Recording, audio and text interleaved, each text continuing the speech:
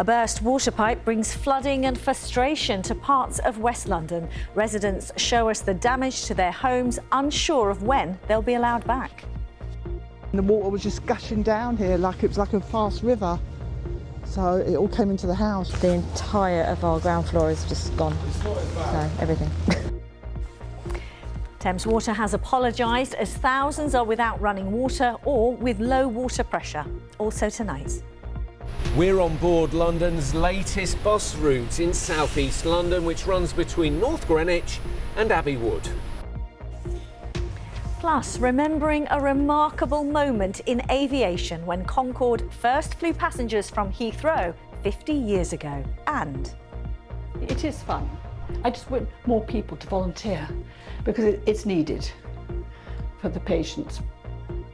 we meet Honor, the NHS volunteer honoured for her years of service to patients in hospital wards. 2 teenagers have been arrested on suspicion of murder following the death of a 15-year-old boy in Guildford. Police were called to Woodland near Stoke Park on Monday following reports of a stabbing. The victim, who's not been named, died at the scene. A 15- and 16-year-old were arrested and remain in custody. Opponents of a huge new Chinese embassy next to the Tower of London say they will soon begin legal action in an attempt to block the scheme. Yesterday, the government approved China's proposal to redevelop the former Royal Mint site, despite opposition from some politicians and campaigners.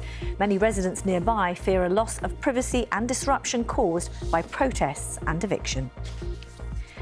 And the number of swans on the Thames infected by suspected bird flu appears to be steadily rising, according to an animal rescue charity.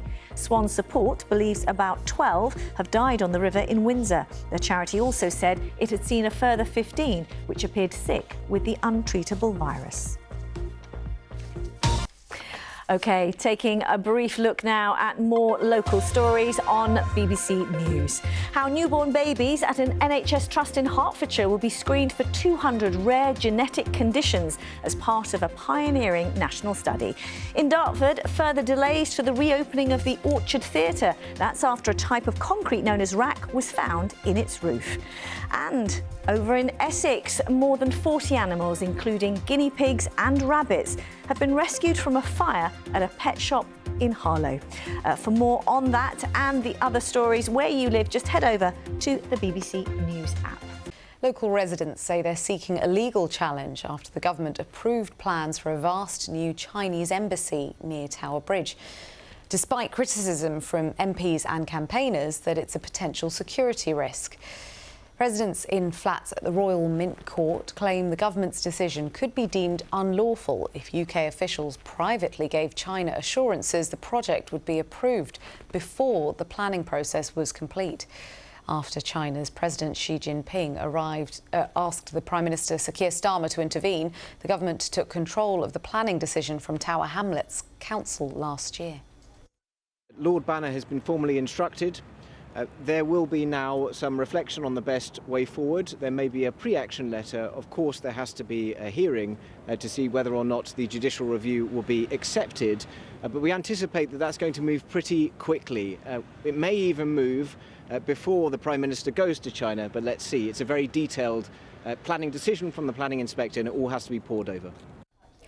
A University College London and Moorfields Eye Hospital study out this morning has found more than 1.1 million people aged 40 and over are living with the eye condition glaucoma. The London researchers say that's nearly 50% higher than previous estimates of those who have glaucoma, and they warn hundreds of thousands may be undiagnosed. On top of the new research, they're also calling for expanded eye health services and regular eye tests to improve early detection and prevent avoidable sight loss. Hello and a very warm welcome to the programme. Lovely to have you with us. First tonight, imagine waking up to this outside your home, flooding caused by a burst water mains pipe. Firefighters and a rescue boat were sent to evacuate residents from their homes, and thousands of people in West London have been left with no running water or low water pressure in parts of Shepherd's Bush, Holland Park, Kensington and Notting Hill. Our reporter Harry Lowe has spent the day in the area.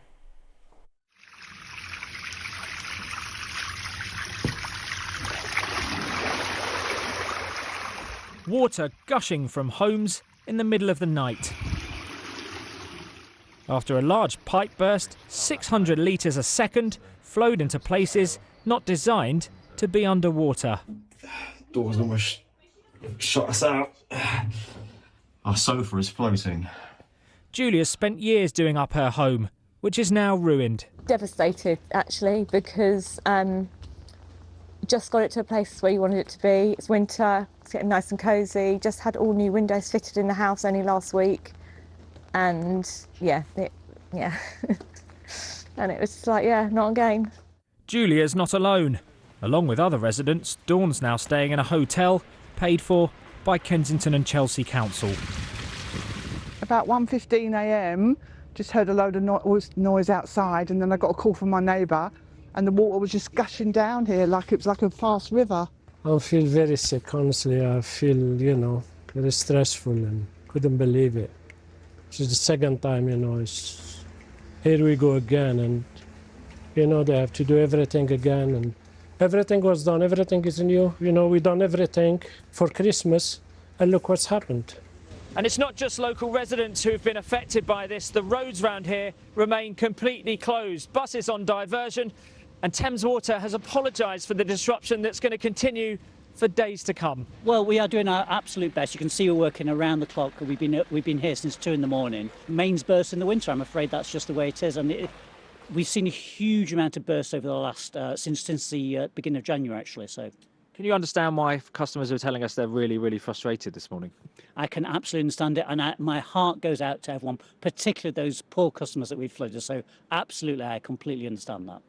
The local MPs called the flooding shocking, and although vulnerable customers are getting bottled water on the roof, people here want answers from Thames Water.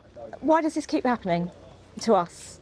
Because it happened in 1980, it happened in the 90s, it happened in 2021, and it's now happened again. So why does this keep happening? You must be able to stop this somehow. The clean-up's underway, but it will be a long time before these people will be back in their homes. Harry Lowe, BBC London. That's our top story this evening. Next, the Superloop bus network that links outer London continues to expand. The latest one, launching this weekend to try and improve connectivity, is the express bus route linking Abbey Wood and North Greenwich. The aim is to connect new housing developments in the area as it undergoes regeneration. Passengers will be able to travel for free during its first week. Here's our transport correspondent, Tom Edwards. I'm so excited to get on the bus. Are we ready? Let's go!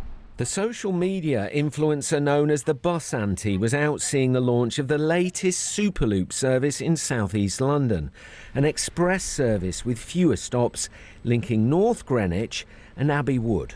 I'm excited because I think that will allow a lot of Londoners to get to see more of London.